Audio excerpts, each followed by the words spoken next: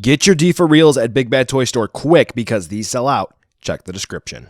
Pokemon, Kaiju, Dragon Ball, and more. It's Steven's Toy Reviews.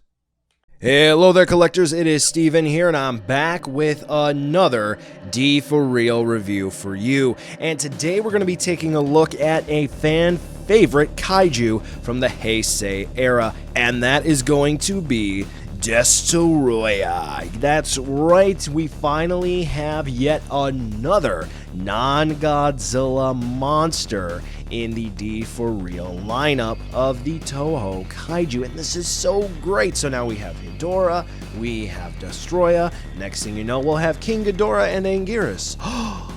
They're coming soon. Anyway, this fan favorite figure is going to be interesting because it is probably the largest D4Real we have thus far, and its box is ginormous. Now that being said, some folks really don't like D4Reals because they think that they're ugly. Other folks love them to death. So how about this one? Let's take a look to see whether or not Destoroyah is worth adding into your collection. Let's be frank here. Unless your name's like Joe or something, then we could be Joe. I'm Steven, so I'll be Steven here. Anyway, Destoroyah here does have quite a few good things going for it, and that is mostly going to lie not only in the fantastically sculpted details, but also in the sheer size of this lad. He is huge. This is definitely going to be a figure, respective to the D4Real line, of course, that you are going to make sure that there is some shelf space for this big puppy, and when we take a look at the size comparison, you'll see why. But for the sculpted detail, Destoroyah is absolutely fan-friggin-tastic. There are a whole bunch of small grooves and scale markings, and a whole bunch of little divots here and there that really bring out Destoroyah here and make it feel like it's coming to life. Now, one thing that I will say is that the paint applications on this figure do leave just a bit to be desired in some areas. What am I talking about? Well, upon a closer look, we do have some great paint apps, like on the horn, where we have the base of the horn, which is going to be that pinkish, purple, red color, whatever, and it's going to gradually change into orange and then yellow. That looks good. However, on the tusks for Destoroyah, you'll see what sort of looks like there might have been a paint chip or two, and they had to go back to the paint at the factory and quickly cover it up.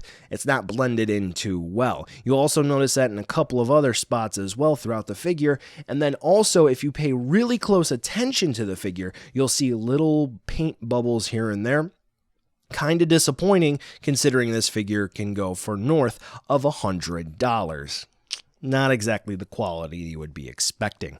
That being said, though, the rest of the quality does lie in the sculpt. If you take a look at the back of the overall crest for Destoroyah, there is a ton of small dimples and whatnot that look great. The wings, they have fantastic folds in them, which look good. The only critique that I would have is given that the box is huge for this figure, they could have made the larger back wings a little bit bigger, but that is what it is. And then we do have the shoulder spikes, we have the spikes on the knees and the feet. They all look good. Now, when you take a close look at the tail, you're going to see this rectangle shape here that has this weird sculpt mark around the edge.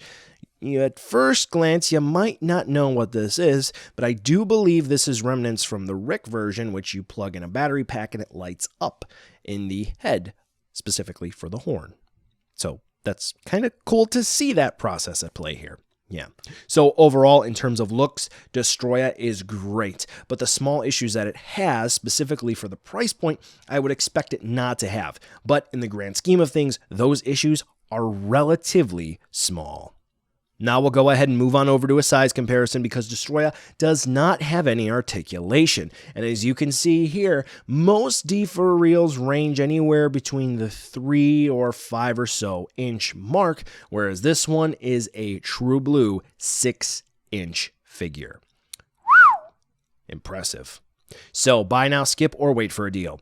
D4Real fans are obviously going to be looking at this one, and there might be some fence sitting here. Do they want it? Because it looks great, but the price, and there's no Burning Godzilla yet. Why is there no Burning Godzilla? X Plus, Come on, let's get that Burning Godzilla Deforeal out, okay? Okay, yeah, there's no Burning Godzilla to go with it. Couple of issues here and there. The price, it's really expensive. What do I do? Well, I can tell you this. If you're going to buy this, if you're going to get this in some capacity, I can say you will be pleased with it overall.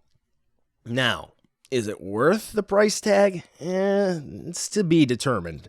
I would say it's going to vary by person to person, but if you do get it, it is still good at the end of the day. Well, collectors, that brings us to the end of the video today, and I just wanted to take a second to thank you so much for watching.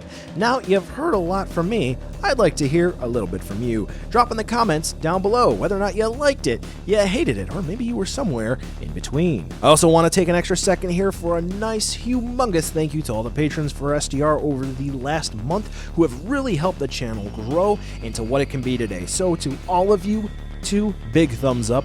Thank you very much. And now the end card should be popping up, which will give you a few clickable links, like maybe to subscribe or head on over to my Patreon, or some short URLs like to my social media or to my Teespring store. There's also a video I hand-selected for you, so if you want to watch another STR video, I hand-selected some good content for you to watch, so definitely check out that video. Thank you again so much for watching, and I'll catch ya in the next video.